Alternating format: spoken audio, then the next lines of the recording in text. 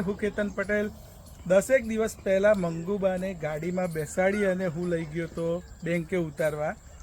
મેં એ વિડીયો એટલા માટે બનાવેલો કે ગાડી ખાલી હોય અને આપણે ક્યારેક આવી રીતે જતા હોય તો કોઈકની મદદ કરીએ તો એનું કામ બની જતું હોય છે. વૃદ્ધો અને અશક્તો અને બાળકોની આવી સેવા કરવી જોઈએ. આ વિડીયો સોશિયલ મીડિયા પર ખૂબ લાઈવ થયો અને વાયરલ થયો. ઓસ્ટ્રેલિયા, અમેરિકા જેવા દેશોમાંથી ફોન પણ આવ્યા અને સુરત કે જે કર્ણની ભૂમિ કહેવાય છે, જ્યાં કર્ણના અગ્નિ સંસ્કાર થયા હતા.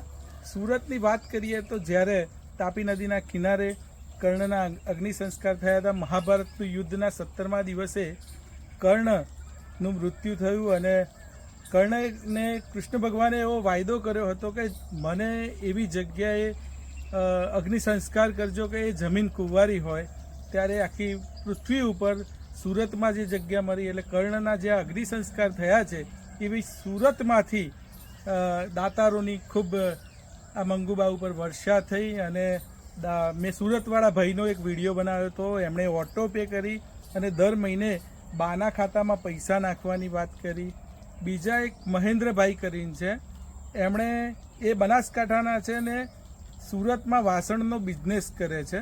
તો એમણે 2100 રૂપિયા નાખ્યા. સ્ક્રીનશોટની નીચે લખ્યું હતું કે અત્યારે વરસાદની સિઝન ખૂબ છે તો બાના માટે થોડું કરિયાણું સર લઈ જજો.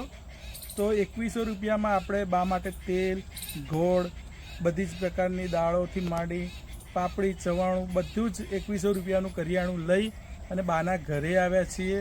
તો સુરતની જે કર્ણની વાત કરી એમ સુરતના જે દાનવીરો છે એમણે સરસ મજાનું દાન કર્યું હતું. મેં વિડીયો બનાવ્યો હતો લોક જાગૃતિ માટે, લોકોને મદદ થાય એ માટે બનાવ્યો હતો. અહીં દાન માટે કોઈ અપીલ કરવામાં આવી નહોતી, કારણ કે મંગુબાના ઘરે જ્યારે અત્યારે આવ્યો છું તો મંગુબા એમના દીકરીના ઘેર છે. દીકરી અને જમાઈ એમને ખૂબ સારું સાચવે છે. પરંતુ મંગુબાના ઘરે એમની બાજુમાં જ એમના નાના બેન કે મોટા બેન રહે છે. તો મંગુબા અત્યારે તો ગયા છે એમના દીકરીના ઘરે, પણ એમના બા છે અહીંયા. શું નામ છે બા આપનું? ચમનબા. તો હા, મંગુબાન ચમનબા છે. તો આપણે એમને કીટ આપી દઈએ એટલે વાંધો ના આવે. અને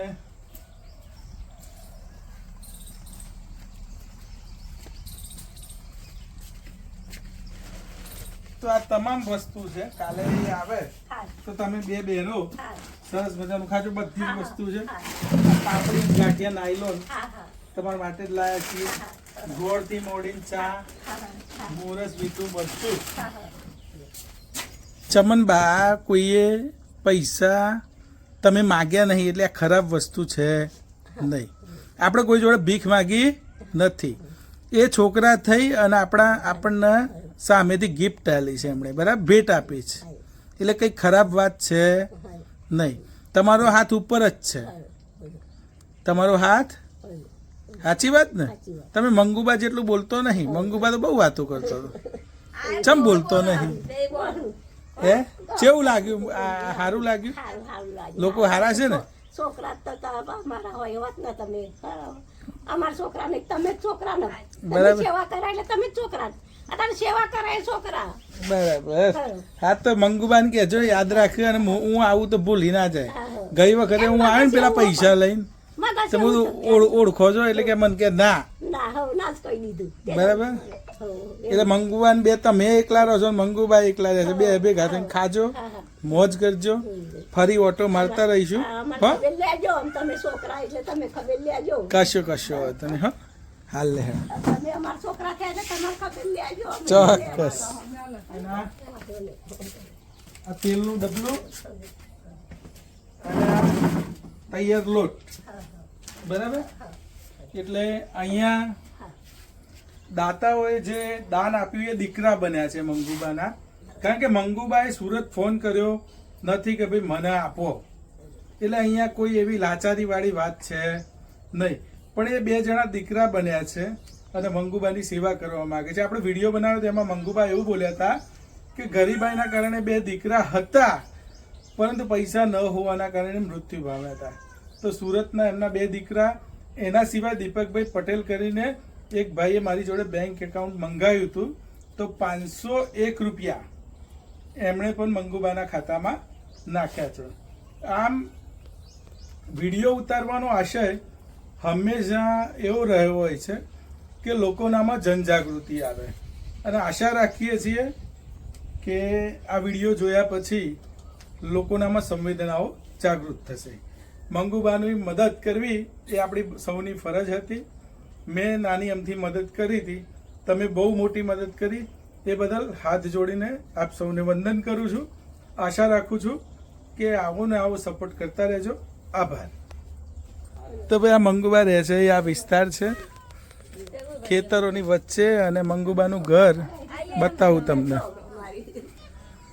આ સામે દેખાય છે ભાઈ, આ છે ઘર જેવું નહીં દેખાતું, આ મંગુબાનું ઘર. અને આ એરિયા છે ખેડા જિલ્લાના મહેમદાવાદ તાલુકાનું માનનીય ધારાસભ્ય શ્રી અર્જુનસિંહ ચૌહાણ સાહેબનો મત વિસ્તાર, એટલે વાંઠવાડીનો વિસ્તાર છે. અને ગુલાબપુરા કરીને વાંઠવાડીની બાજુમાં ગામ આવ્યું છે. સાહેબનો પણ આ બાબતે મને ફોન આવેલો. સાહેબનો ધન્યવાદ કે તેમણે મારા આવા નાના કામની નોંધ લીધી.